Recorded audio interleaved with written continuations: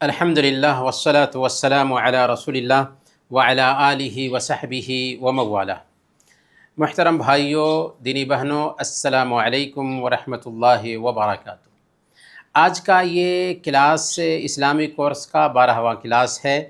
پچھلے کلاس میں ہم نے زکوٰۃ کے احکام و مسائل جانے تھے، تو آج ہم زکوٰۃ کے مسائل ریپیٹ کریں گے، سوال اور جواب کی شکل میں۔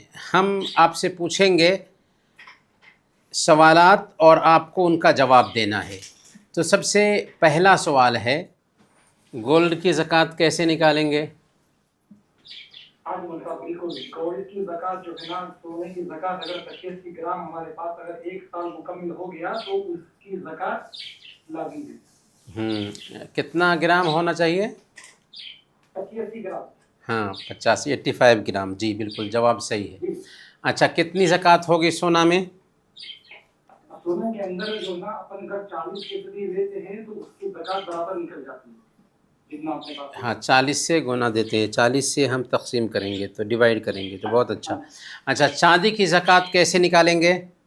چاندی کی زکوٰۃ 500 گرام سے اوپر نکالیں۔ کتنا؟ 595 گرام اگر ہو جاتا ہے چاندی ہمارے پاس اور اس پر سال گزر جاتا ہے تو اس کا ریٹ نکالیں گے اور پھر اس کی زکوٰۃ نکالیں گے۔ 2.5 یعنی 2.5% زکوٰۃ ہوگی۔ اچھا، روپیے پیسے کی زکوٰۃ کیسے دیں گے؟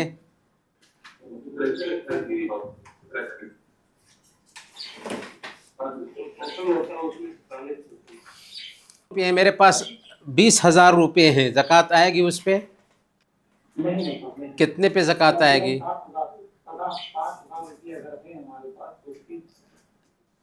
595 گرام چاندی کے برابر میں پیسے ہو جاتے ہیں اور ان پر سال گزر جاتا ہے تو زکوٰۃ نکالنی ہوگی۔ کتنی زکوٰۃ؟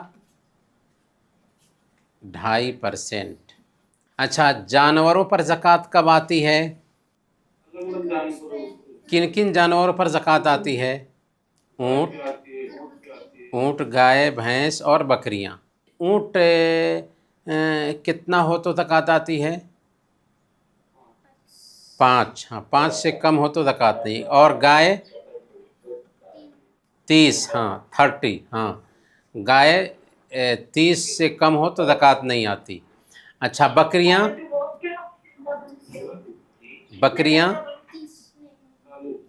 40، ہاں 40 سے کم بکریاں ہوں تو زکوٰۃ نہیں آئے گی اور اس پہ سال گزرنا بھی ضروری ہے۔ اسی طریقے سے اس کو کھیتی باڑی کے لیے نہ رکھا گیا ہو اور اسی طریقے سے مالک کو خرید کر کے چارہ نہ کھلانا پڑتا ہو۔ اگر کھیتی باڑی کے لیے رکھا گیا ہے یا اس جانور کو مالک خرید کر کے چارہ کھلاتا ہے تب بھی زکوٰۃ نہیں آئے گی۔ اچھا، اناج کی زکوٰۃ کیسے نکلے گی؟ کتنا اناج ہے تو زکوٰۃ آئے گی؟ 5 کے جی میں زکوٰۃ آئے گی؟ وعلیکم السلام۔ 16 من ہوں گے تب نکالیں گے۔ ہاں 16 من، جی بالکل بہت اچھا ہے۔ 16 من اگر اناج ہو جاتا ہے تبھی اس پہ زکوٰۃ آئے گی۔ اچھا، کیسے زکوٰۃ نکالیں گے؟ اگر کھیت کو ہم نے سیراب کیا ہے اپنے پیسے سے، محنت سے، تو اس میں کتنا؟ 20 حصے میں سے 1 حصہ۔ اور اگر بغیر محنت کے کھیت سیراب ہو گیا ہے، پانی وغیرہ آسمانی پانی کی وجہ سے کھیت سیراب ہو گیا، تو ایسی حالت میں 10 حصہ میں سے 1 حصہ دینا ہوگا۔ اچھا، تجارتی سامان کی زکوٰۃ کیسے نکالیں گے؟ تجارتی سامان کی زکوٰۃ، تجارتی، ہاں لگائیں گے، پھر اس کا سب سامان کو جوڑ کے نکال کے زکوٰۃ دیں گے۔ جی بہت اچھا، ماشاء اللہ بہت اچھا۔ جی، سال گزر جائے تو اس کا ریٹ لگائیں گے اور پھر اس کے بعد جو ہے نا 40 سے اس کو ڈیوائیڈ کریں گے، جو بھی پیسے بنتے ہیں 40 سے ڈیوائڈ کریں گے تو نتیجہ ہمارے پاس آ جائے گا، کیونکہ ہم کو دینا ہوتا ہے زکوٰۃ میں کتنا، 2.5%۔ بہت اچھا، تو چلیں اب ہم چلتے ہیں روزہ کے مسائل سیکھتے ہیں۔ اسلام کے 5 پلرز ہیں: کلمہ شہادت کی گواہی دینا، نماز قائم کرنا، زکوٰۃ دینا، رمضان کے روزے رکھنا، اور طاقت ہو تو زندگی میں 1 مرتبہ حج کرنا۔ تو نماز کے احکام جان چکے ہیں، زکوٰۃ کے احکام جان چکے ہیں، اور اب جو ہے نا ہم روزہ کے مسائل سیکھیں گے۔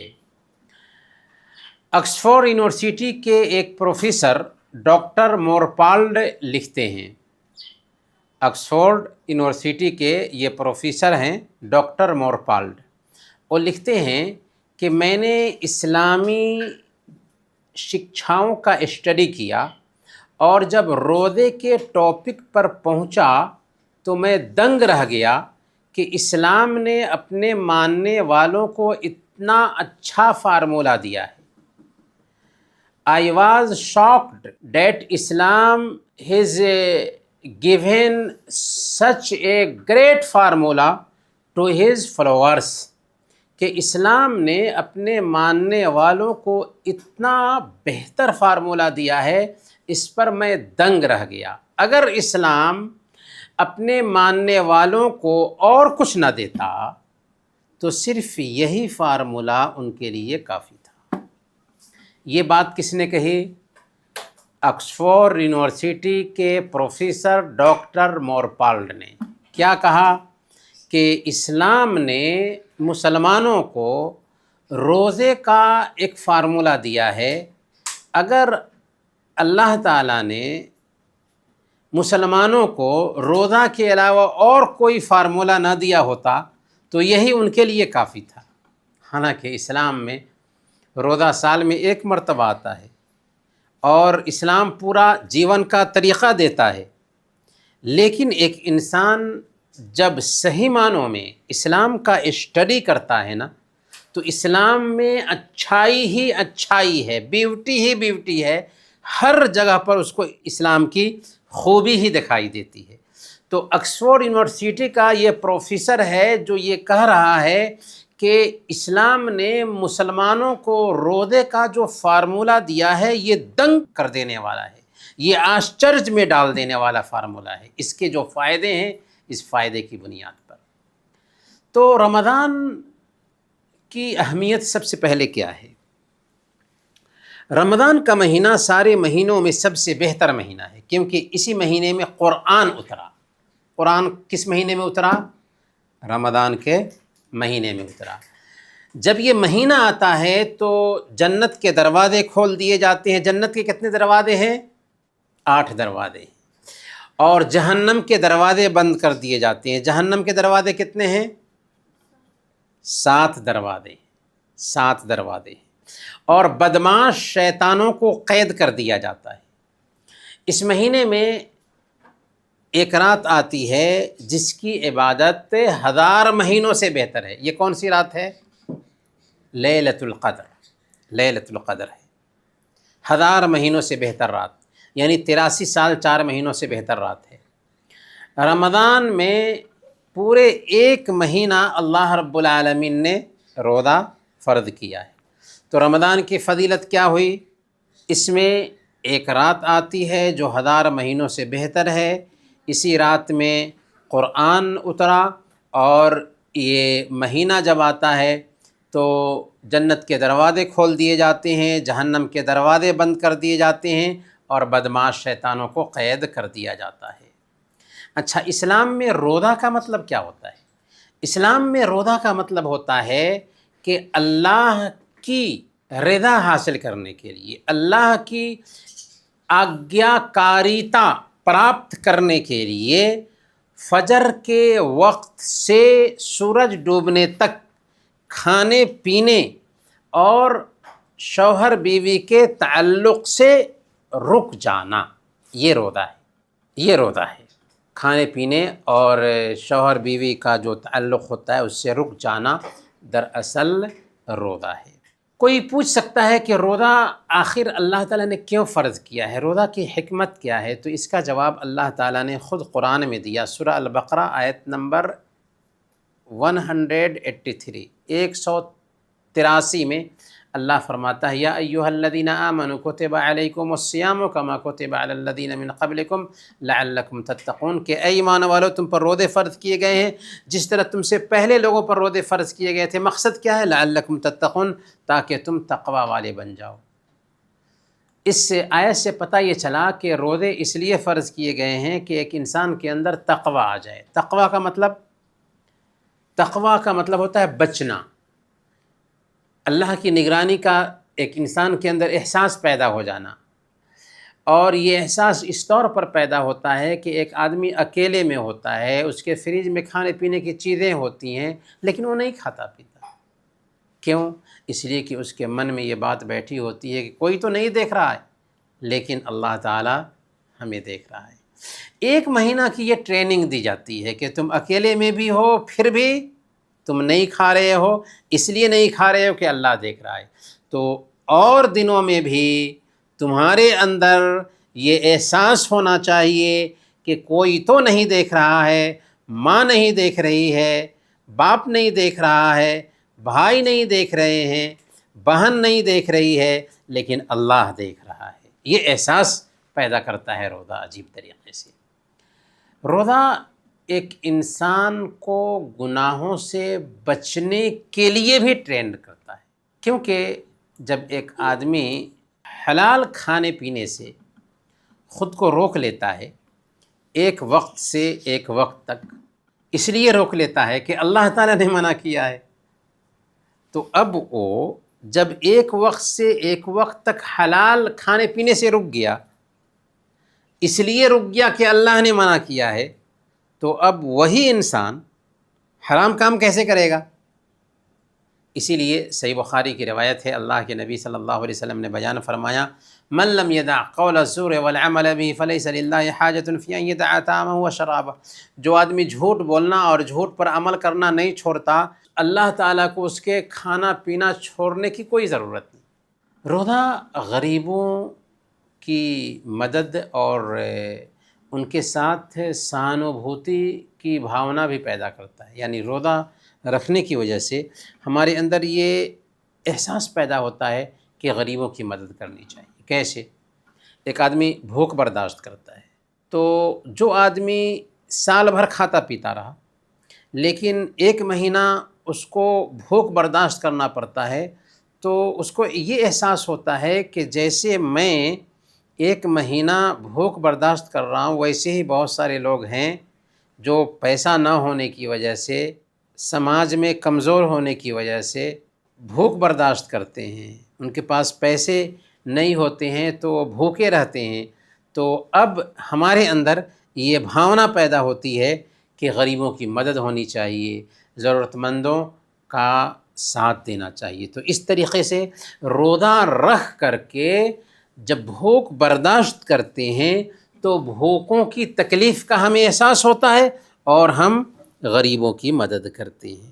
تو اس طریقے سے روزہ رکھنے کی وجہ سے ایک تو اللہ کی نگرانی کا احساس پیدا ہوتا ہے، اور ایک سماج میں جو غریب ہیں ان کی ضرورت کا احساس بھی ہمارے دل میں پیدا ہوتا ہے۔ روزے کی اہمیت کیا ہے؟ صحیح بخاری صحیح مسلم کی روایت ہے، اللہ کے نبی صلی اللہ علیہ وسلم نے بیان فرمایا من صام رمضان ایمانا واحتسابا غفر له ما تقدم من ذنبه، جس نے ایمان کے ساتھ اور ثواب کی نیت سے رمضان کے روزے رکھے اس کے پچھلے گناہ معاف ہو جاتے ہیں۔ تو روزے کی سب سے پہلی اہمیت یہ ہوئی کہ اگر ہم ایمان کے ساتھ اور ثواب کی نیت سے رمضان کے روزے رکھتے ہیں تو اللہ ہمارے پچھلے گناہوں کو معاف فرما دیتا ہے۔ روزے کی یہ اہمیت بھی سب سے زیادہ ہے کہ اللہ تعالیٰ نے روزے داروں کے لیے ایک جنت کا دروازہ خاص کر دیا ہے کہ اس سے روزے دار ہی داخل ہوں گے۔ اس دروازے کا نام کیا ہے؟ الریان۔ کیا نام ہے؟ الریان۔ کن چیزوں سے روزہ ٹوٹ جاتا ہے؟ تو 6 چیزیں ہیں جن سے روزہ ٹوٹ جاتا ہے۔ 6 چیزیں ہیں جن سے روزہ ٹوٹ جاتا ہے۔ پہلے نمبر پر جان بوجھ کر کھانے پینے سے روزہ ٹوٹ جاتا ہے۔ ہاں اگر بھول چوک کر کھا پی لیتے ہیں تو اس سے روزہ نہیں ٹوٹے گا، جان بوجھ کر کے کھائے پیے تب روزہ ٹوٹے گا۔ دوسرے نمبر پر کھانے پینے کے جیسی چیزیں استعمال کریں، جیسے کوئی طاقت کا انجیکشن لیتا ہے یا خون کا انجیکشن لیتا ہے، خون چڑھایا جاتا ہے اس کو، تو اس سے روزہ ٹوٹ جائے گا۔ ویسے ہی سگریٹ نوشی کی جو بھی شکلیں ہیں یہ بھی کھانے پینے کے جیسے ہیں، تو ان سے بھی روزہ ٹوٹ جائے گا۔ تیسرے نمبر پر سمبھوگ یعنی شوہر بیوی کا جسمانی تعلق بنانا، اس سے بھی روزہ ٹوٹ جائے گا۔ چوتھے نمبر پر اپنے اختیار سے ورج نکالنا یعنی منی نکالنا، وہ پانی نکالنا جس سے بچے کی پیدائش ہوتی، تو اگر اپنے اختیار سے ہو تو روزہ ٹوٹ جائے گا، لیکن اپنے اختیار سے نہ ہو، جیسے بیماری کی وجہ سے یا سونے کی حالت میں اسپرم نکل گیا اور غسل کرنے کی ضرورت پڑ گئی تو کوئی بات نہیں، غسل کر لیں گے اور اس دن کا روزہ رکھیں گے، کیونکہ اپنے اختیار سے نہیں تھا۔ پانچویں نمبر پر جان بوجھ کر کے قے کرنا، اگر کوئی آدمی جان بوجھ کر کے قے کرتا ہے انگلی ڈال کر کے یا جیسے بھی ہو تو روزہ ٹوٹ جائے گا، لیکن اگر جان بوجھ کر کے نہیں، خود بخود قے آ جائے تو روزہ نہیں ٹوٹتا۔ اور چھٹے نمبر پر حیض اور نفاس کا خون، پیریڈ کا خون جاری ہونا، اس سے بھی روزہ ٹوٹ جاتا ہے۔ تو یہ 6 چیزیں ہیں جن سے روزہ ٹوٹ جاتا ہے۔ تو اب ہمیں سوالوں کا جواب دیجیے۔ اسلام میں روزہ کا مطلب کیا ہے؟ روزہ کا مطلب کیا ہوتا ہے؟ روزہ کا مطلب ہوتا ہے فجر کا وقت ہونے سے سورج ڈوبنے تک کھانے پینے اور شوہر بیوی کے تعلق سے رک جانا، نیت رکھتے ہوئے روزے کے ارادہ سے فجر کے وقت سے سورج ڈوبنے تک کھانے پینے اور شوہر بیوی کے تعلق سے رک جانا، یہ روزہ ہے۔ روزہ کی اہمیت کیا ہے؟ روزہ کی اہمیت کیا ہے؟ اس کی اہمیت ابھی ہم نے بتایا ہے کہ روزہ رکھتے ہیں تو ہمارے پچھلے گناہ معاف ہو جاتے ہیں۔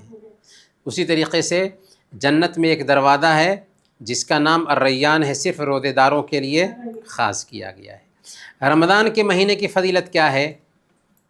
رمضان کا مہینہ جب آتا ہے تو جنت کے دروازے، جہنم کے دروازے، بدمعاش شیطانوں کو قید کر دیا جاتا ہے۔ اچھا، اس میں ایک رات ہے جس کی عبادت 1000 مہینوں سے بہتر ہے۔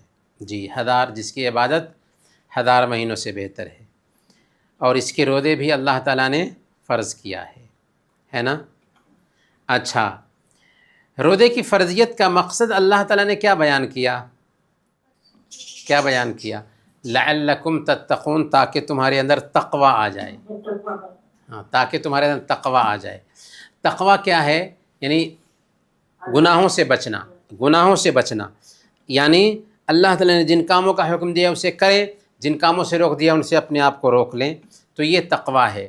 اور یہ کیسے پیدا ہوتا ہے؟ روزے کی وجہ سے ایک انسان کے اندر کہ وہ اکیلے میں ہوتا ہے لیکن پھر بھی کھاتا پیتا نہیں ہے، کیونکہ اس کو احساس ہوتا ہے کہ کوئی تو نہیں دیکھ رہا ہے لیکن اللہ ہمیں دیکھ رہا ہے۔ اچھا، کیا بھول کر کھانے پینے سے روزہ ٹوٹ جاتا ہے؟ نہیں، بھول کر کھانے پینے سے روزہ نہیں ٹوٹتا۔ جب ہم روزہ رکھتے ہیں تو ہمارے دل میں غریبوں کے لیے ہمدردی کیسے پیدا ہوتی ہے؟ ہاں، بھوک جب برداشت کرتے ہیں تو ہمیں احساس ہوتا ہے کہ دوسرے لوگ بھی ایسے ہی بھوکے رہتے ہیں، ہم کھاتے پیتے ہیں، تو ہمیں بھوکوں کی ضرورت کا احساس نہیں ہوتا، لیکن جب ہمیں بھوک لگتی ہے تو بھوکوں کی ضرورت کا احساس ہوتا ہے۔ بہت اچھا۔ جنت میں ایک دروازہ خاص کیا گیا ہے روزے داروں کے لیے، وہ کون سا دروازہ ہے؟ الریان۔ جی، بہت اچھا، الریان۔ ہاں، جان بوجھ کر اگر کوئی آدمی قے کرتا ہے تو روزہ ٹوٹے گا یا نہیں؟ ٹوٹ جائے گا۔ اور اگر قے آ جائے تو نہیں ٹوٹے گا۔ بہت اچھا۔ اچھا، اسلامی روزہ کے بارے میں ڈاکٹر مورپالڈ نے کیا کہا؟ آکسفورڈ یونیورسٹی کا وہ پروفیسر ہے۔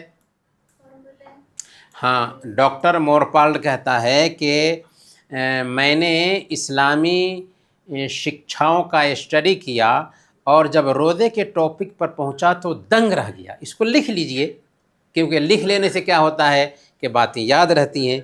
آکسفورڈ یونیورسٹی کا پروفیسر ڈاکٹر مورپالڈ کہتا ہے کہ میں نے اسلامی شکشاؤں کا اسٹڈی کیا اور جب روزے کے ٹاپک پر پہنچا تو میں دنگ رہ گیا کہ اسلام نے اپنے ماننے والوں کو اتنا اچھا فارمولہ دیا ہے. اگر اسلام اپنے ماننے والوں کو اور کچھ نہ دیتا تو یہی فارمولہ ان کے لیے کافی تھا، یہی فارمولہ ان کے لیے کافی تھا. تو یہ بہت اہم بات کہی تھی ڈاکٹر مورپالڈ نے. اچھا چلیں آگے چلتے ہیں ہم لوگ. روزہ میں کن لوگوں کو چھوٹ حاصل ہے؟ تو سب سے پہلے نمبر پر اگر کوئی آدمی بیمار ہے اور روزہ رکھنے کی وجہ سے اس کو تکلیف ہوتی ہے تو روزہ چھوڑ سکتا ہے، پھر بعد میں ان چھوٹے ہوئے روزوں کو سدھائے گا، روزوں کو قضا کرے گا.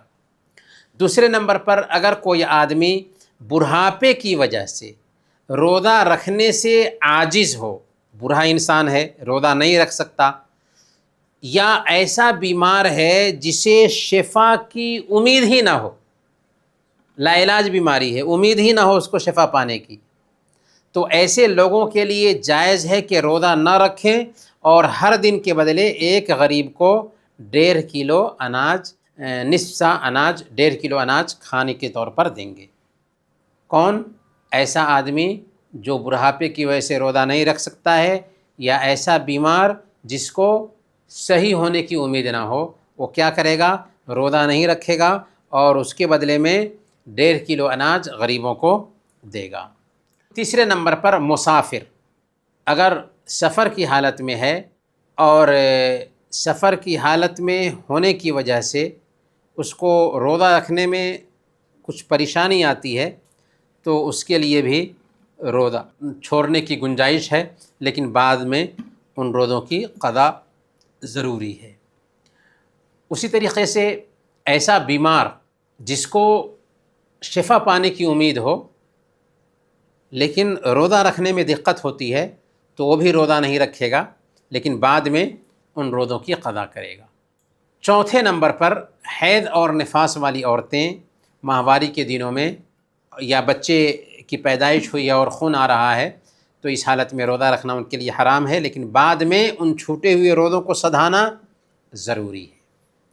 پانچویں نمبر پر ایسی عورتیں جو امید سے ہوں، گربھوتی مہیلائیں یا دودھ پلانے والی عورتیں، اگر بچہ کے پیٹ میں ہونے کی وجہ سے یا بچہ کے دودھ پینے کی وجہ سے تکلیف ہوتی ہے عورت کو تو روزہ نہیں رکھے گی، لیکن بعد میں ان چھوٹے ہوئے روزوں کو قضا کرنا ضروری ہوگا. تو چلیے ہمیں سوال کا جواب دیجیے.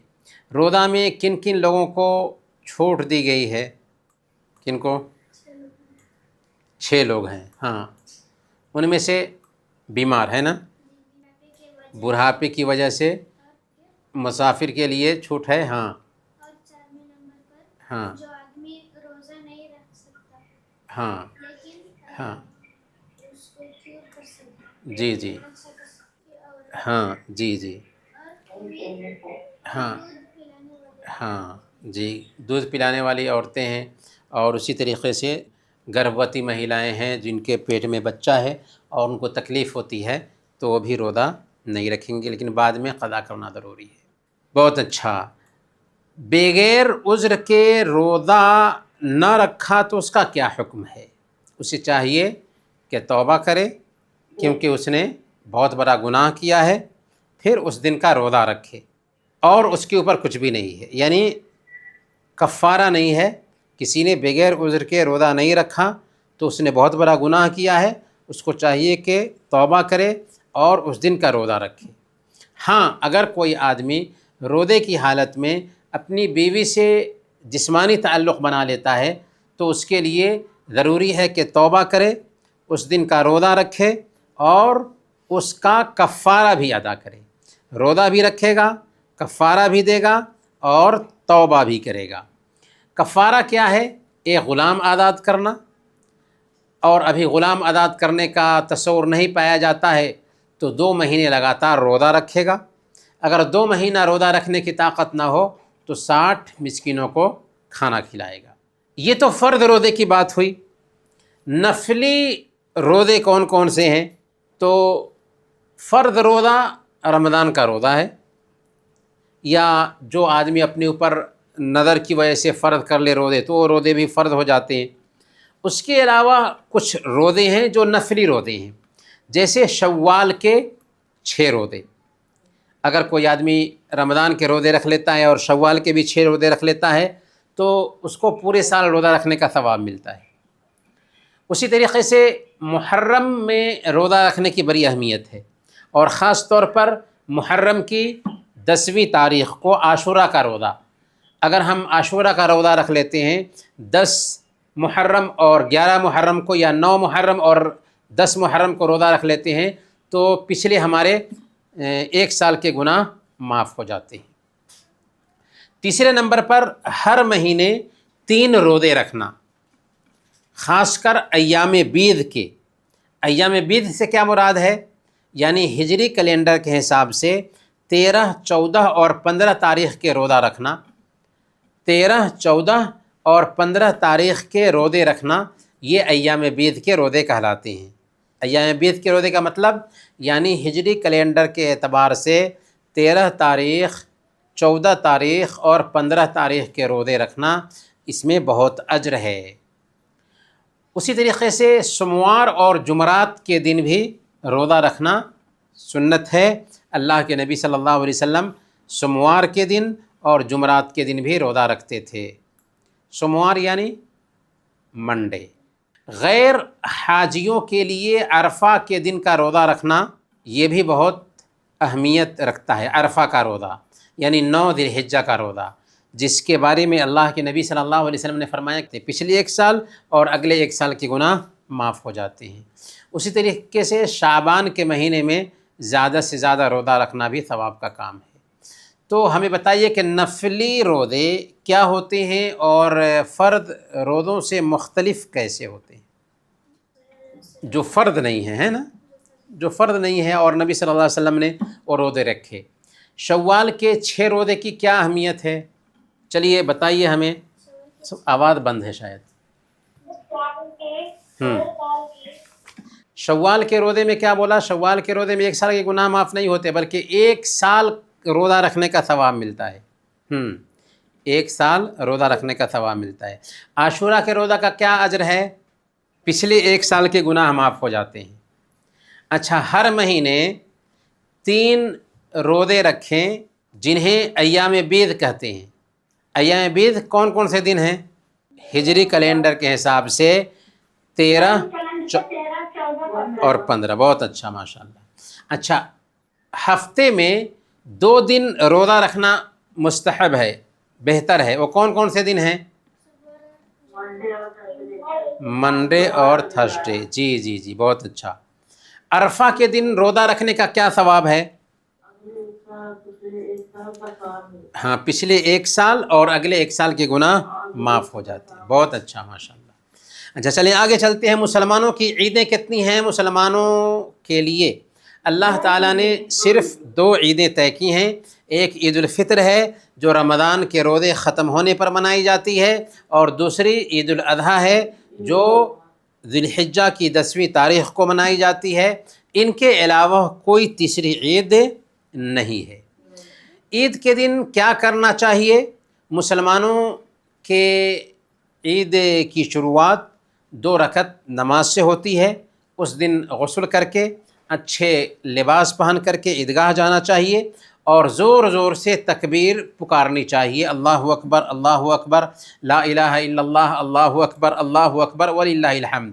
اور جب سورج 1 نیزے کے برابر ہو جائے، 1 نیزے کے برابر ہو جائے یعنی جیسے کہ سورج نکلے اور اس کا 15 منٹ گزر جائے، سورج نکلنے کے 15 منٹ بعد عید کی نماز پڑھنے کا وقت ہو جاتا ہے.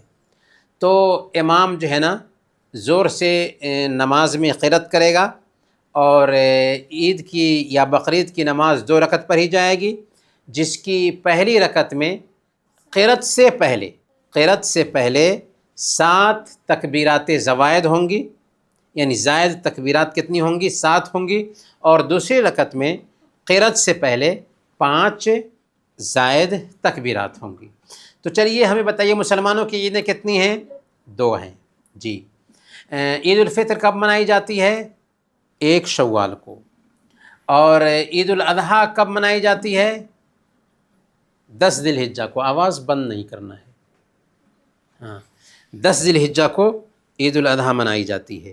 اچھا، کیا مسلمانوں کے لیے تیسری کوئی عید ہے؟ نہیں۔ اچھا، عید کے دن مسلمانوں کو کون کون سے کام کرنے چاہیے؟ غسل کرنا چاہیے، اچھے لباس پہن کر کے عیدگاہ جانا چاہیے، زور زور سے تکبیر پکارنی چاہیے، پھر 2 رکعت نماز پڑھنی چاہیے، امام کا خطبہ سننا چاہیے، اسی طریقے سے غریبوں کی مدد کرنی چاہیے، اور پھر کیا کھانا چاہیے؟ کھیر کھانی چاہیے، شیر قورمہ۔ ہاں، شیر قورمہ اپنے اپنے حساب سے جو بنانا چاہیں کھائیں، میٹھی چیزیں بھی بالکل، اور گوشت کھائیں بقرعید میں۔ بہت اچھا۔ عید کی نماز میں تکبیرات کتنی ہوتی ہیں؟ پہلی میں 7 تکبیرات ہوتی ہیں جو زائد تکبیرات ہیں، اور دوسری رکعت میں 5 تکبیرات ہوتی ہیں قرات سے پہلے۔ جی چلیں آگے چلتے ہیں۔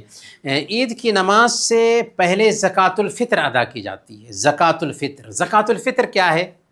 یعنی وہ فطرہ جو روزہ مکمل کرنے کے بعد مسلمانوں پر ضروری ٹھہرتا ہے، اور اسے عید کی نماز پڑھنے سے پہلے نکال دینا ضروری ہوتا ہے۔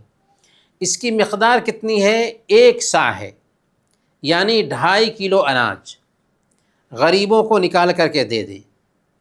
گھر میں جتنے لوگ ہیں ہر ایک کی طرف سے 2.5 کلو اناج نکال دینا کافی ہوگا، یہاں تک کہ بچوں کی طرف سے بھی نکالنا ضروری ہوگا۔ زکوٰۃ الفطر کی ادائیگی عید کی نماز سے پہلے ہو جانی چاہیے، کیونکہ اگر عید کی نماز سے پہلے ادا نہیں کیے تو زکوٰۃ الفطر ادا نہیں ہوگی، لیکن اس کو نکالنا ضروری ہوتا۔ البتہ عید سے 1-2 دن پہلے بھی ادا کر دیں تو چلے گا۔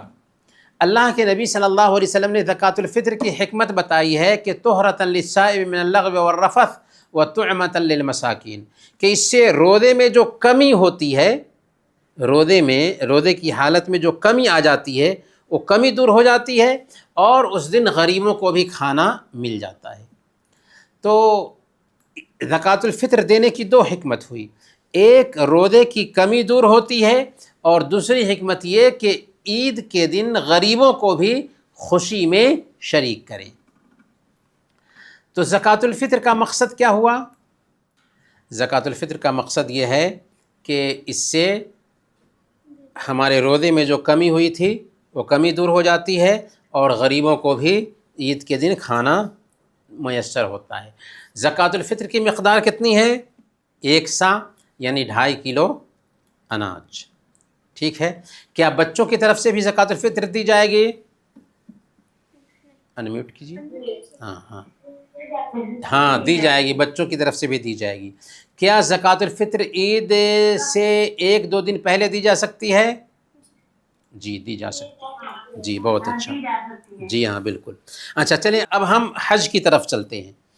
اسلام میں ایک عبادت ایسی ہے جو زندگی میں صرف 1 مرتبہ ہی فرض ہے، اور وہ بھی مالداروں پر۔ پھر بھی اسلام کے پیلرز میں سے ایک پیلر ہے، اور وہ عبادت ہے حج۔ زندگی میں 1 مرتبہ ہی فرض ہے، اور وہ بھی مالداروں پر، پھر بھی اسلام کے پیلرز میں سے ایک پیلر ہے حج۔ کیوں؟ اس لیے کہ حج کرنے کی وجہ سے ایک انسان پورے طور پر چینج ہو جاتا ہے۔ اسی لیے اللہ کے نبی صلی اللہ علیہ وسلم نے بیان فرمایا کہ جو آدمی حج کر کے آتا ہے اور حج کے بیچ کسی طرح کا گناہ نہیں کرتا نا، تو ایسے ہوتا ہے گویا کہ آج ہی اس کی ماں نے اس کو جنم دیا ہو۔ اور حج زندگی میں 1 مرتبہ مالدار لوگوں پر فرض ہے۔ اللہ نے فرمایا سورہ آل عمران آیت نمبر 97، وَلِلَّهِ عَلَى النَّاسِ حِجُّ الْبَيْتِ مَنِ اسْتَطَاعَ إِلَيْهِ سَبِيلًا، اور اللہ کے لیے لوگوں پر کعبہ کا حج کرنا فرض ہے جو اس کی طرف راستے کی طاقت رکھتے ہوں۔ مکہ میں مسجد حرام ہے، اور اسی میں کعبہ بھی ہے۔ جس کی طرف لوگ منہ کر کے نماز پڑھتے ہیں، اس کو کس نے بنایا تھا؟ حضرت ابراہیم علیہ السلام نے بنایا تھا۔ یہ دھرتی کی سب سے پہلی مسجد ہے جسے صرف ایک اللہ کے لیے بنایا گیا تھا۔ مسجد حرام میں ایک نماز کا ثواب 1,00,000 رکعت کے برابر ملتا ہے۔ چلیں حج کا درس ہم رہنے دیتے ہیں، اسی پہ ہم آج کا سبق ختم کرتے ہیں۔ اذان ہو رہی ہے کویت میں، چلیں اپنا خیال رکھیں۔